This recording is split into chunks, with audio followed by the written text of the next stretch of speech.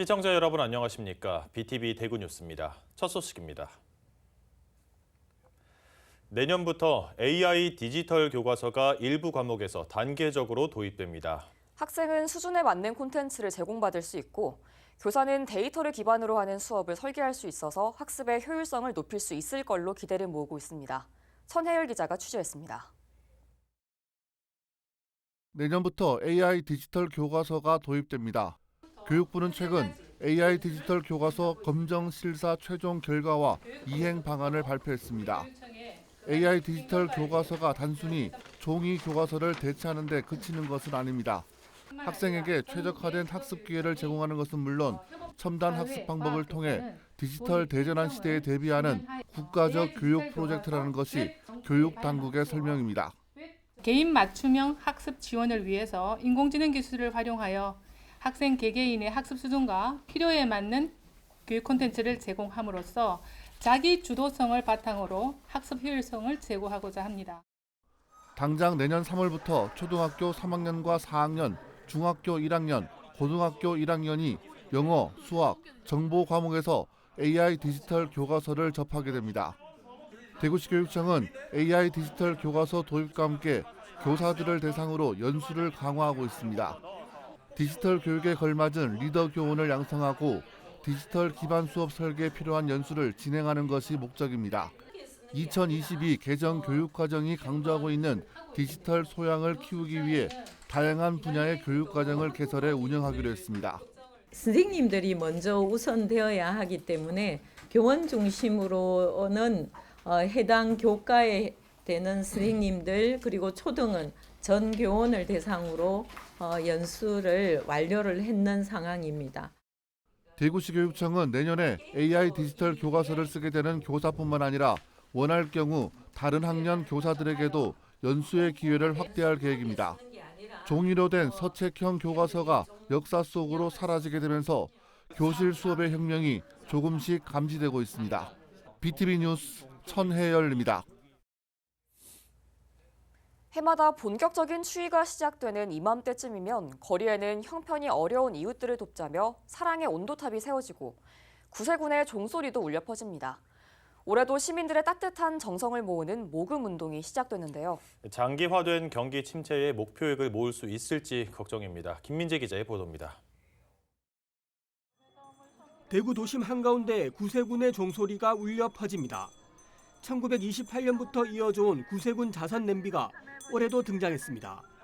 구세군은 시종식을 시작으로 이달 말까지 거리 모금에 나섭니다. 옛 대구 백화점 앞을 비롯한 대구 경북 24곳에서 모금 활동이 진행됩니다. 가슴속에 담겨있는 사랑의 빛을 나누는 그런 주제로 나아가고 있고요.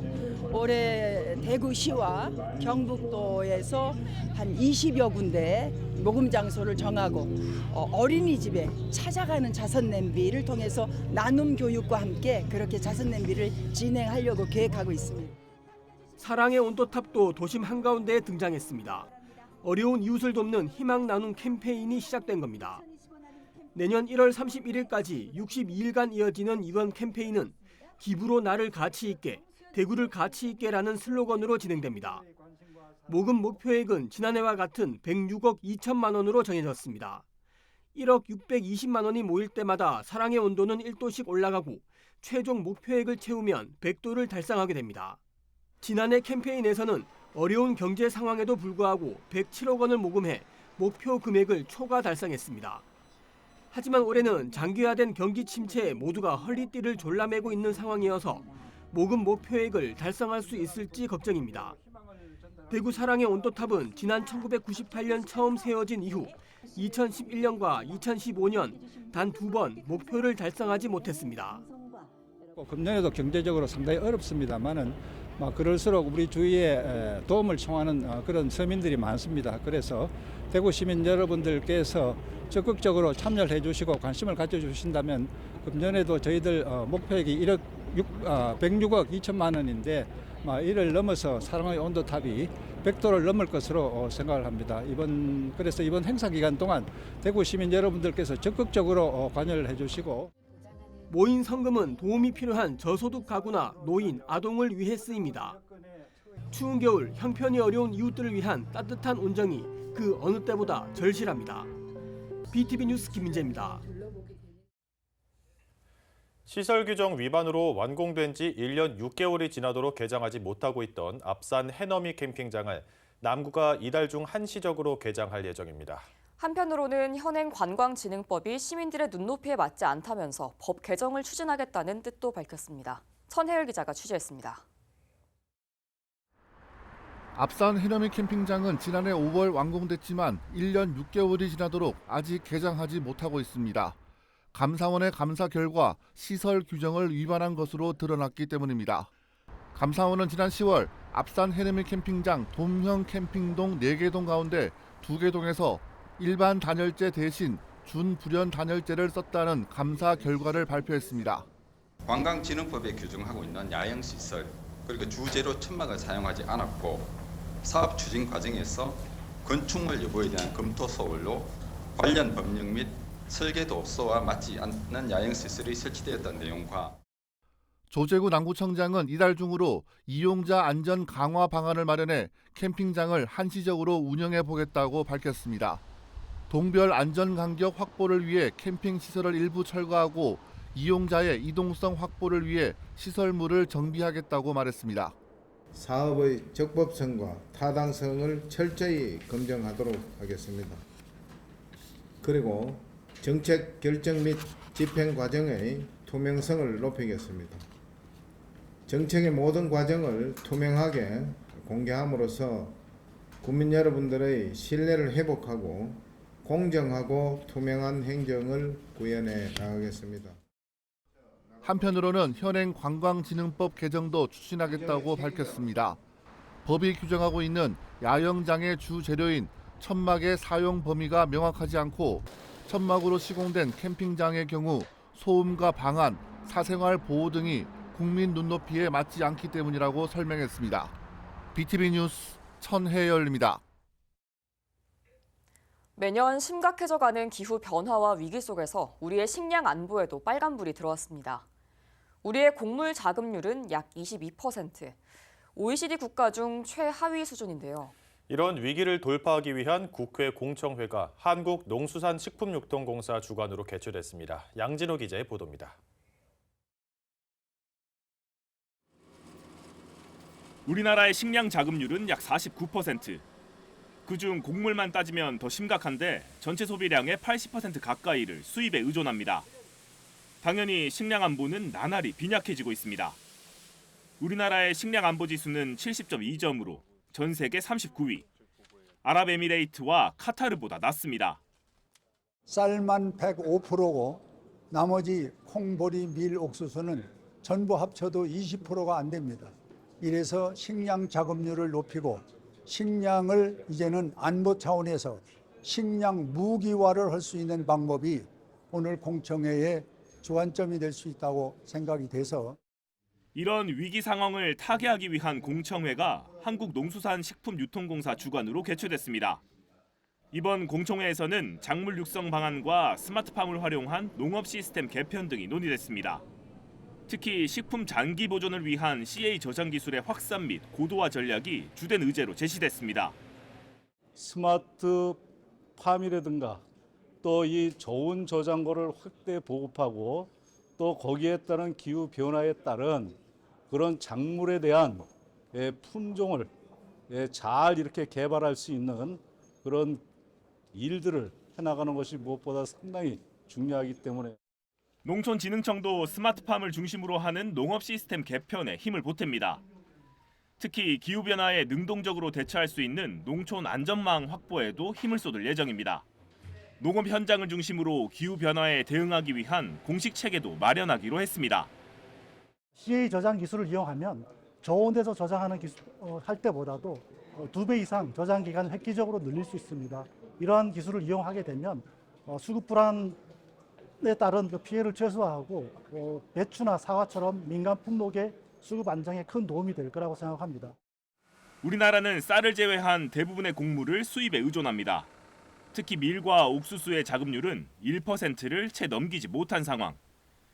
기후 변화와 위기 속에서 보다 구체적이고 실질적인 대안 마련이 필요한 모습입니다. BTV 뉴스 양진호입니다. 전주시의 마지막 노른자 땅으로 불리는 감나무골 재개발지구 공사 현장에서 비리가 폭로됐습니다. 현장 소장이 돈과 항응을 받고 이른바 먹튀를 했다는 내용인데요. 박원기 기자가 단독으로 보도합니다. 전주 감나무골 재개발 현장에서 한바식당을 운영하는 윤모 씨. 윤 씨는 이곳 전 현장 소장에게 사기를 당했다고 주장합니다. 윤 씨에 따르면 전 현장 소장 박 씨는 한바식당 전반에 관여하며 현장 노동자들 식사를 약속했고 그 대가로 현금을 요구했습니다. 제 이름으로 넣으면 안 될 것 같아서 이제 좀 아는 분 통해서 여기에 박 전 소장이 지정한 특정 브랜드 와인 선물과 식사 그리고 술도 제공했습니다. 하지만 박 전 소장은 한바식당 개업 전날 사라졌습니다. 이후 약속은 당연히 지켜지질 않았습니다. 손해가 수천만 원에 달한다고 주장합니다. 아예 뭐 가능한 게 아니라 어쩔 수 없이 지금 열어놓는 상황이죠. 제가 시설 하는데 한 4천 넘게 들었고 월세가 달달이 200씩 나가고 있고 사람 인건비며 뭐 이런 거 해가지고 피해를 호소하는 이는 윤 씨만이 아닙니다. 지게차를 운영하는 류모 씨, 철물 등 공사 자재를 취급하는 강모 씨도 있습니다. 류 씨와 강 씨도 박 전 소장이 요구하는 현금 100만 원과 300만 원을 건넸습니다. 현장 소장은 갑이라는 위치에 있기 때문에 많은 노동자나 이렇게 장비하는 업자들은 현재 의리기 때문에 현장에서 요구하는 조건은 저희가 들어줄 수밖에 없습니다. 현재. 300만 원요? 300만 원이요? 네네. 300만 원 전달할 때 그 사람은 어떤 약속을 했습니까? 이제 저 거래 이렇게 이제 해준다고 하시면서 좀 경비가 필요하니까 좀 해달라. 그런데 박 전 소장이 약속한 공사 참여는 차일피일 미뤄졌습니다. 계약서까지 썼지만 소용없었습니다. 그리고 박 소장이 사라지면서 공사 참여는 물거품이 됐습니다. 장비를 투입시켜 준다고 하여 저희가 장비와 인력을 현장에 상시 대기시키고 있어서 매달 현재 6월부터 1,000만 원 이상 매달 1,000만 원 이상의 지금 손해가 발생하고 있습니다. 현장 소장직을 이용한 위계에 의한 갑질 그리고 사기라며 피해자가 더 있을 것이라는 게 이들의 주장입니다. 한편 박 전 소장이 근무하던 회사는 대형 건설사 하도급 업체입니다. 철근 콘크리트 골조 현장을 맡고 있는 회사예요. 업체 측은 이번 사안이 회사와 상관없는 개인 일탈이라고 선을 그었습니다. 개인이 했던 일탈인데 뭐 회사는 알지도 못하는 일인데. 지난 10월 자진 퇴사한 박 전 소장은 취재진과의 통화에서 피해자들과 합의하겠다고 전했습니다. 그분들하고 그분하고 원만하게 해결하겠습니다. 통화해서 해결하겠습니다. 그런 쪽으로 가던 돈이 아니기 때문에요. 한편 피해자들은 이런 일이 건설 현장 일부에서 발생하는 고질병이라고 말합니다. 피해는 오롯이 힘없는 지역 업체와 주변 소상공인이라고 강조했습니다. 피해자들은 박 전 소장을 사기 등 혐의로 경찰에 고소하겠다고 밝혔습니다. BTV 뉴스 박원기입니다. 품위유지 위반으로 윤리특별위원회에 회부된 달서구의회 A 의원에 대해 출석 정지 20일이 결정됐습니다. 해당 의원은 윤리특위의 결정이 부당하다면서 법적 대응도 고려하겠다고 밝혔습니다. 천혜열 기자가 취재했습니다. 의사일정 제24항 의원 징계 요구권은 출석 정지 20일로 징계 의결되었음을 선포합니다. 달서구의회가 A 의원에 대해 출석 정지 20일을 의결했습니다. 지방자치법 제44조 제2항 품위 유지 의무를 위반했다는 이유에서입니다. 투표를 통해 결정된 A 의원 징계권에 대해 출석 의원 22명 가운데 15명이 찬성표를 던졌습니다. A 의원은 출석 정지가 의결되자마자 본회의장에서 퇴장 조치됐습니다. 의원께서는 퇴장하여 주시기 바랍니다. A 의원은 지난 6월 공무 국외 연수 도중 B 의원의 음주 행위와 교육 불참 문제를 제기한 적이 있습니다. 윤리특별위원회는 A 의원이 사실관계를 제대로 파악하지 않은 상태에서 의혹을 제기해 품위 유지 의무를 위반했다고 봤습니다. 혼절에 대한 직접적인 원인이 있는지 없는지가 명확하지 않은 상태에서 단정적으로 음주로 실신했다. 요거 문제가 있고, 또 하나는 교육 불참은 음주하고 전혀 관계없이 지인 주장은 조금 컨디션이 안 좋았다. 이렇게 해서 불참을 했는데 음주로 그래 됐다고 단정을, 이거는 명백한 허위 사실로 인정이 됐습니다. 본회의장을 빠져나온 해당 의원은 억울함을 호소했습니다. 출석 정지 20일 징계권에 대해 법적으로 시시비비를 가리겠다는 뜻을 취재진에게 전해왔습니다. 고소 등의 법적 대응과 함께 징계가 부당하다는 내용의 무효 소송도 검토하겠다고 밝혔습니다. BTV 뉴스 천혜열입니다. 대구 남구를 배경으로 한 새로운 창작 뮤지컬 2편이 선을 보였습니다. 가족 간의 사랑을 주제로 어린이부터 노년층까지 전 세대가 함께 즐길 수 있는 참여형 공연인데요. 내년에는 대구 국제 뮤지컬 페스티벌 무대에도 오를 예정입니다. 김민재 기자가 전해드립니다. 흰눈이 내리는 겨울날, 위기에 놓인 크리스마스를 구하기 위해 5명의 요정들이 좌충우돌 모험을 떠나는 크리스마스 연대기. 치매에 걸린 어머니를 위해 콘서트를 기획하고 특별한 무대를 선사하는 내용의 트로트 뮤지컬 내 사랑 옥순씨. 남구를 배경으로 새로 제작된 창작 뮤지컬로 지역에서 활동하는 베테랑 배우와 연출가들이 작품을 직접 만들었습니다. 그래서 이웃에 대한 사랑, 그리고 가족 간의 사랑, 모험 이런 부분들, 그리고 크리스마스의 아름다운 것들, 이런 부분들에 대해서 저희들이 중점을 두려고 굉장히 노력했고요. 내 사랑 옥순씨 같은 경우에는 아무래도 대중가요를 기반으로 한 트로트 뮤지컬이라는 게 가장 큰 장점이 되겠습니다. 그래서 여기 보면 창작곡도 굉장히 많지만 일반 우리들이 흔히 아는 대중가요도 많이 나오거든요. 뮤지컬 2편은 어린이부터 노년층까지 전 세대를 아우를 수 있는 참여형 공연으로 만들어졌습니다. 주민들이 문화를 누릴 수 있고 대명 공연 거리로 대표되는 창작거리의 활성화라는 목적도 있습니다. 배우들뿐만 아니고 작가와 또 작곡가, 안무가 등 수준 높은 공연예술 관련 이 종사자들이 많이 있는데요. 이런 좋은 문화예술 자원들이 역외로 유출되지 않고 우리 남구에서 이 공연을 만들고 또 예술 활동을 영위할 수 있도록 정주 여건을 향상시키고 또한 이 예술인들의 창작 활동을 지원하기 위해서 두 작품은 내년에 열리는 대구 국제 뮤지컬 페스티벌에 공식 소개될 예정입니다. 이번에 해서 내년에 대구 국제 뮤지컬 페스티벌에 저희 축제 기간에 소개를 해서 전국적으로 글로벌적으로 소개할 수 있는 기회가 있기 때문에 그때 큰 기대를 하고 있습니다. 크리스마스 연대기는 오는 21일부터 8차례 앞산 빨래터 공원에서, 내 사랑 옥순씨는 내년 6월까지 대덕문화전당에서 공연을 펼칩니다. BTV 뉴스 김민재입니다. 부산 국립해양박물관이 올해 마지막 기획 전시를 열었습니다. 이번 전시는 그리니치 국립해양박물관에 있는 해상시계가 국내에서 처음으로 공개됩니다. 자세한 소식 김석진 기자가 전해드립니다. 국립해양박물관이 개최한 기획 전시 항해와 시계입니다. 이번 전시는 항해의 역사적 도전과 기술 발전을 4부로 구성했습니다. 먼저 일부 항해의 문제는 경도를 알지 못한 채 바다를 건너야 했던 당시의 지문 항해나 추측 항해법의 위험성을 조명합니다. 이를 통해 경도 측정의 필요성을 알아볼 수 있습니다. 이부 경도의 발견은 18세기 영국의 경도법 제정을 다룬 이론과 시도를 살펴볼 수 있습니다. 특히 시계 제작자인 존 해리슨이 수년간 시도한 끝에 개발한 해상시계 H1이 첫 공개됩니다. 이 해상시계의 발명으로 이전에는 경도 측정이 어려웠는데 이 해상시계로 말미암아서 정확한 경도 측정이 가능해지면서 그 세계 항해술의 발전이라던가 세계의 역사가 큰 변화의 폭을 맞게 되는 계기가 되는.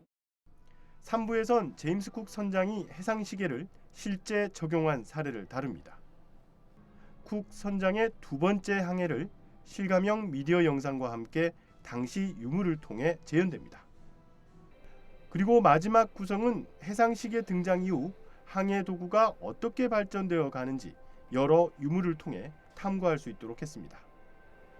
이번 기획전에선 항해 역사에 중요한 획을 그은 해상시계 H1을 비롯해 관련 유물 7건이 국내에 처음 소개돼 눈길을 끕니다. 국립해양박물관 2층 기획전시실에서 열리는 항해와 시계전은 내년 3월 2일까지 개최됩니다. BTV 뉴스 김석진입니다.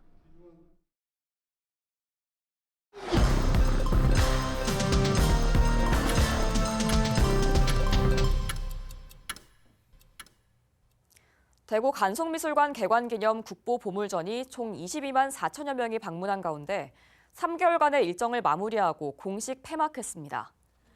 전체 관람객 중 42%는 대구 이외 지역에서 온 방문객이었습니다. 이번 전시회는 간송이 문화보국 정신으로 지켜온 국보와 보물 40건, 97점을 대거 선보인 특별전입니다. 대구 간송미술관은 내년에 본격적인 상설 기획전시 체제로 전환을 위해 내년 1월 15일까지 임시 휴관에 들어갑니다. 카페수화 4호점이 두류동 서일교회 1층에서 문을 열었습니다. 카페수화는 달서구가 보조금을 지원하는 노인 일자리 사업으로 노인들이 일을 한 만큼 급여를 받아가는 방식으로 운영하고 있습니다.